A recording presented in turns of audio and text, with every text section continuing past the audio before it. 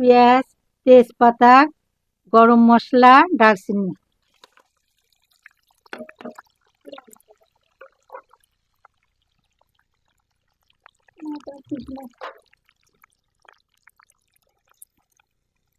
গরুর মাংস রান্না করব।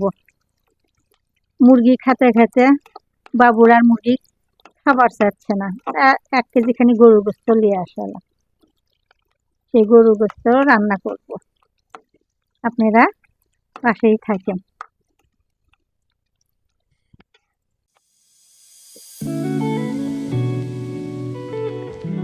পুরা গরুর গোস্ত দিয়ে দিলাম।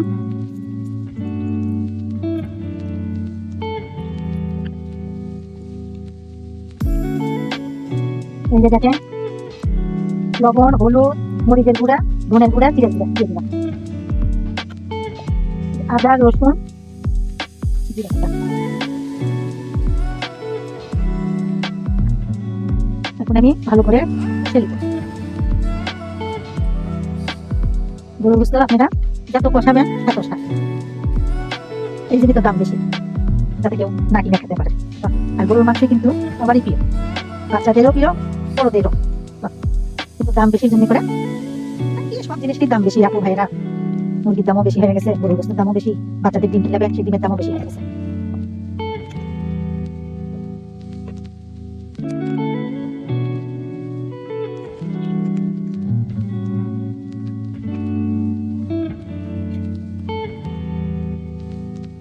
ঝালু দিয়ে দিচ্ছি গরুর গোস্তের ভিতরে।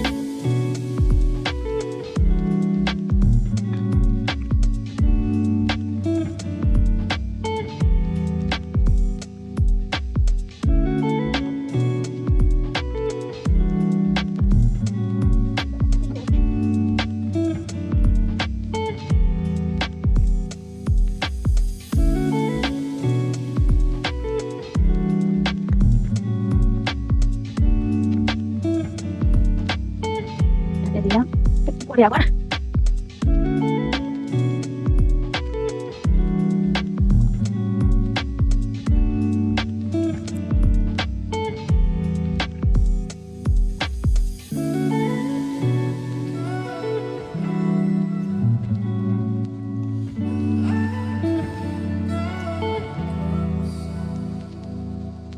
আসসালামু আলাইকুম আমার আদরের ভাই বোনেরা, এতক্ষণ পাশে ছিলেন। এই যে দেখেন আমার গরুর মাংস রান্না হয়ে গেছে। আমি এখন ঝোল দিব, আমার কষানো হয়ে গেছে। এখন ঝোল দিব, 5 মিনিট পরে আমি নামিয়ে নিব। আমার পাশেই থাকেন আদরের ভাই বোনেরা, লাইক কমেন্ট করেন। আপনাদের দাওয়াত থাকলে শুক্রবার ভাইরা আসেন, কে কোথায় থেকে দেখেছেন। আমার বাসা বগুড়া, আপনারা আসেন, আপনাদের দাওয়াত রইল।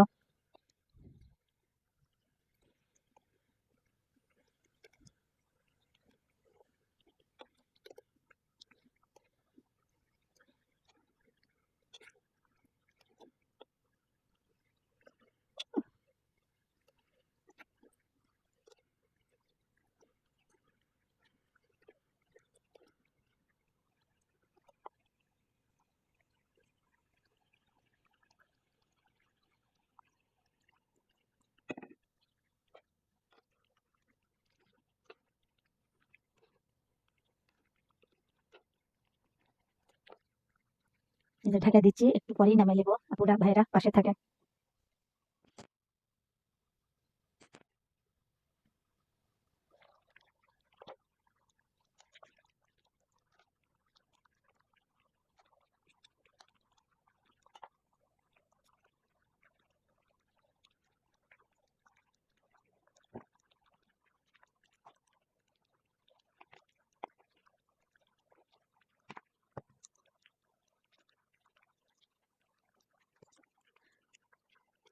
এই যে আমি এখন জিরা ভাজা দিয়ে দিচ্ছি উপরে।